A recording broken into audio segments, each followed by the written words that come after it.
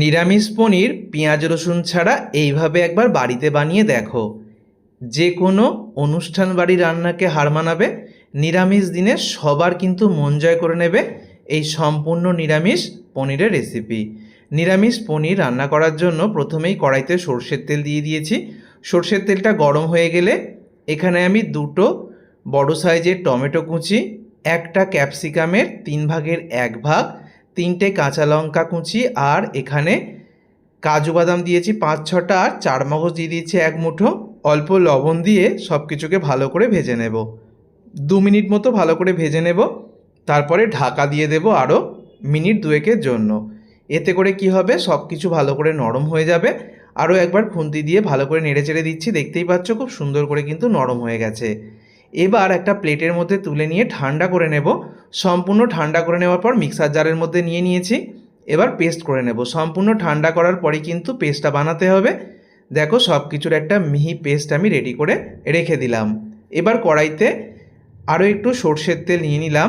সর্ষের তেলটা গরম হয়ে গেলে প্রথমেই গোটা জিরে ফোড়ন দিয়ে দিলাম, আর দিয়ে দিচ্ছি থেঁতো করা আদা আর জিরেটাকে ভালো করে ভেজে নিয়ে এবার যে আমি পেস্টটা বানিয়ে রেখেছি মিক্সার জারের মধ্যে সেটা দিয়ে দিচ্ছি। যাদের বাড়িতে মিক্সার গ্রাইন্ডার নেই তারা শিলনোড়ার মধ্যে পেস্টটা করে নেবে।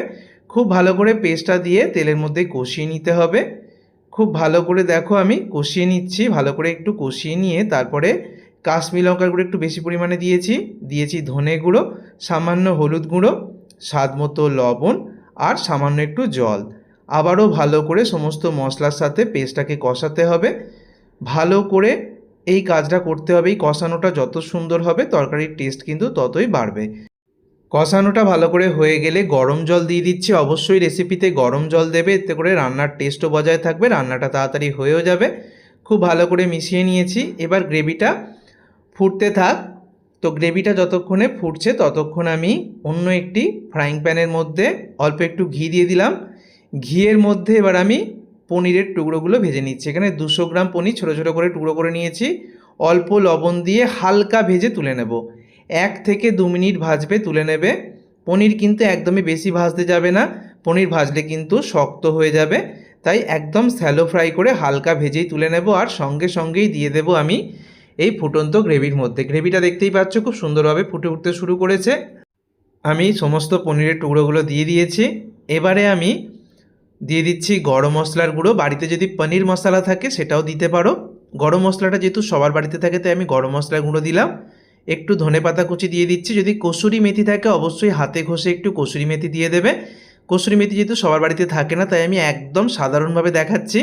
ভালো করে নেড়ে চেড়ে দিলাম। পনির রান্না হতে একদমই বেশি সময় লাগে না। পনির দেওয়ার পরে 3 থেকে 4 মিনিট রান্না করবে। তো আমি একটু চিনি দিয়ে দিলাম, যেহেতু নিরামিষ রান্না চিনিটা বাদ দিতে পারো। আর খুব সামান্য ঘি শেষে দিয়ে দিলাম। ভালো করে নেড়ে চেড়ে মিশিয়ে দিয়েই আমি গ্যাস অফ করে দেব। এই রান্নাটা খুব তাড়াতাড়ি হয়ে যায়, একদম বেশি সময় লাগে না। দেখতেই পাচ্ছ কতটা সুন্দর কালার চলে এসছে। এবারে আমি গ্যাস অফ করে দিয়ে ঢাকা দিয়ে মিনিট 5 স্ট্যান্ডিং টাইমে রেখে সার্ভ করব। তৈরি হয়ে গেল পেঁয়াজ রসুন ছাড়া সম্পূর্ণ নিরামিষ রেসিপি। এই রেসিপিটা ভাত, লুচি, রুটি, পরোটা, ফ্রায়েড রাইস, পোলাও সব কিছুর সাথেই দুর্দান্ত লাগবে। নিরামিষ দিনে তোমরা বাড়িতে অবশ্যই ট্রাই করো। কথা দিচ্ছি বাড়ির সবাই কিন্তু আঙুল চেটে খাবে। দুর্দান্ত খেতে হয়, লুচি দিয়ে কিন্তু দুর্দান্ত লাগে। দেখো একদম সামনে থেকে দেখিয়ে দিচ্ছি কতটা সুন্দর কালার এসছে। একদম রেস্টুরেন্টের রান্নাকে হার মানাবে বাড়িতে তৈরি নিরামিষ পনির। অবশ্যই বাড়িতে তৈরি করো। সকলকে ধন্যবাদ।